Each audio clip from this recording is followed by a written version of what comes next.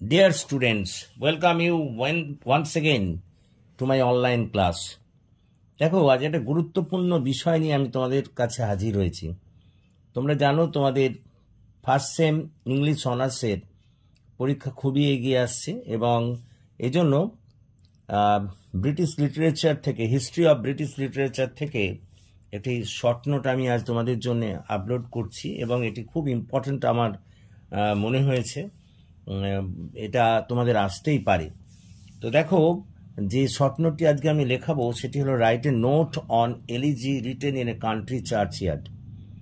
এটির উপরে আমি লেখাবো।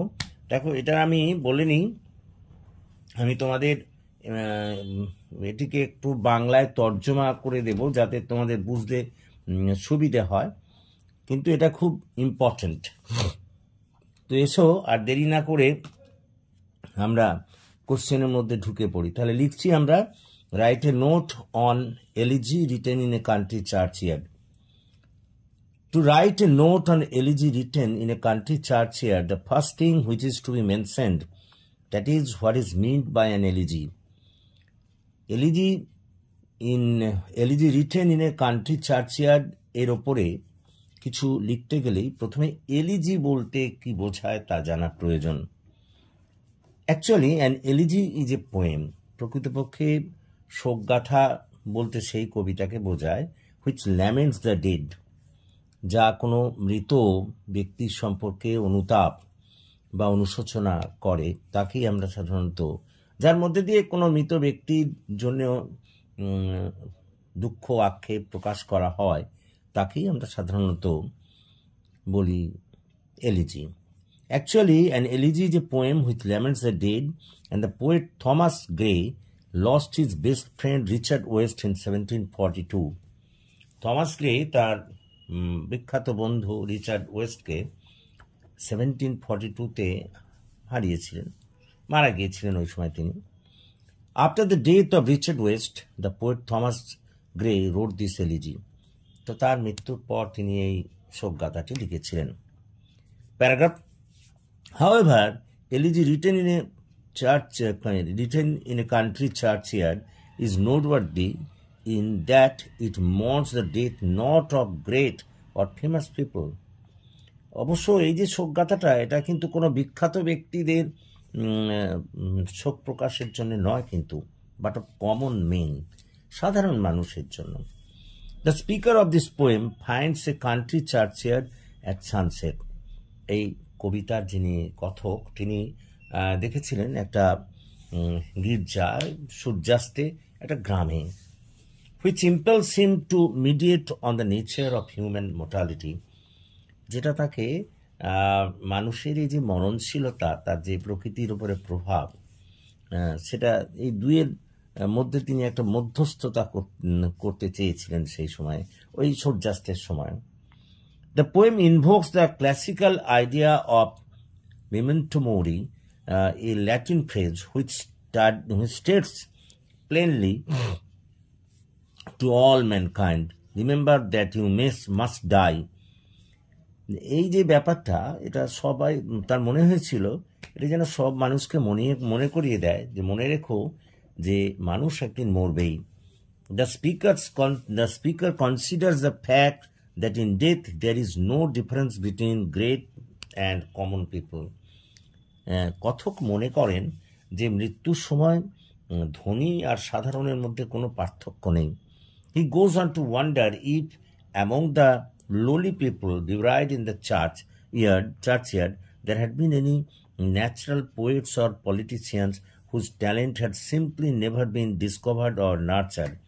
অবশ্য তিনি এটা জানতেন না এখানে যে ওই চার্চইয়ার্ডে কোনো বিখ্যাত কবি বা কোনো বিখ্যাত রাজনীতিবিদকে সমাহিত করা হয়েছিল কিনা সেটা কিন্তু তার জানা নেই, এবং যাদের কোনোদিন ভালোভাবে জানা যায়নি বা আবিষ্কারও করা যায়নি। This thought leads him to praise the dead for the honest, simple lives they lived. এই ধরনের চিন্তাধারা তাকে ওই সমস্ত মৃত ব্যক্তিদের যে জীবনধারা সেই সম্পর্কে যথেষ্ট শ্রদ্ধাশীল করে তুলেছিল। Paragraph. Thomas Gray did not produce a great deal of poetry. Thomas Gray যে খুব বেশি কবিতা লিখেছিলেন তা নয়, but the elegy written in a country churchyard, however, has earned him a respect. তবে এই কবিতাটি তাকে যথেষ্ট শ্রদ্ধা এনে দিয়েছিল, খ্যাতি এনে দিয়েছিল, and deserved a great place in literary history, এবং সাহিত্যের ইতিহাসে তাকে একটা বিরাট স্থান এনে দিয়েছিল এই কবিতাটি। অর্থাৎ টমাস গ্রে অনেক বেশি কবিতা লেখেননি, কিন্তু এই কবিতাটির মধ্যে দিয়ে তিনি যথেষ্ট সুনাম অর্জন করেছিলেন। The poem was written at the end of the Augustan age. এই কবিতাটা লেখা হয়েছিল ওই অগাস্টান যুগের শেষের দিকে, and at the beginning of the romantic period, এবং ওই রোম্যান্টিক পিরিয়ড যখন শুরু হচ্ছিল, অগাস্টান এজ শেষ হচ্ছে আর রোম্যান্টিক পিরিয়ড শুরু হচ্ছে, এই সময় এটা লেখা হয়েছিল, এই সন্ধিক্ষণে।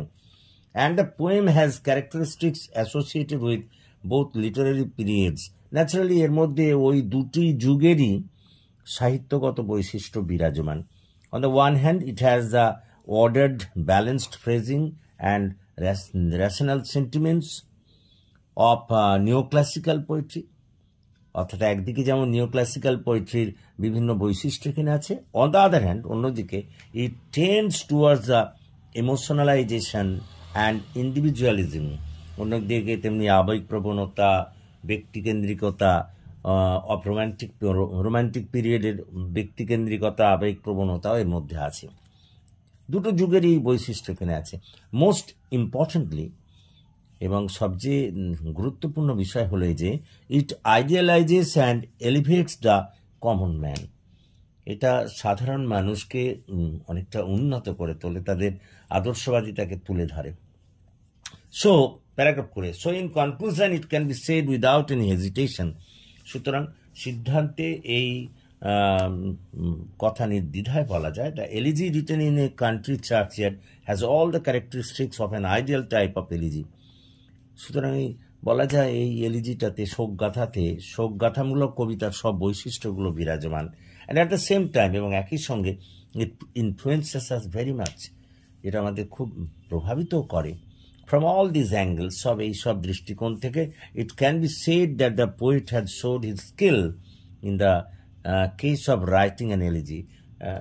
বোঝা যায় যে কবি থমাস গ্রে তার আর এলিজি লেখার একটা দক্ষতাকে এখানে প্রকাশ করেছেন বা দক্ষতা দেখিয়েছেন। সুতরাং দেখো এই শর্ট নোটটা এইভাবে লিখলেই আমার মনে হয় ভালো হবে। যদি তোমরা এইভাবে লিখতে পারো তাহলে ভালো হবে। তো আশা করি তোমরা বুঝতে পেরেছো, এবং যদি বুঝতে পারো তাহলে প্লিজ তোমরা এই ক্লাসের কথা তোমাদের বন্ধুবান্ধবদের মধ্যে শেয়ার করো এবং তাদেরও এই ক্লাসে যোগদান করতে বলো। এবং সর্বোপরি তোমরা যদি আমার এই চ্যানেলটিকে এখনও সাবস্ক্রাইব না করে থাকো, প্লিজ সাবস্ক্রাইব মাই চ্যানেল। আমাকে এগিয়ে আসতে সাহায্য করো যাতে আমি তোমাদের আরও বেশি করে কাজে লাগতে পারি। So that's all for this day. Thank you for watching and listening. So good night to all of you.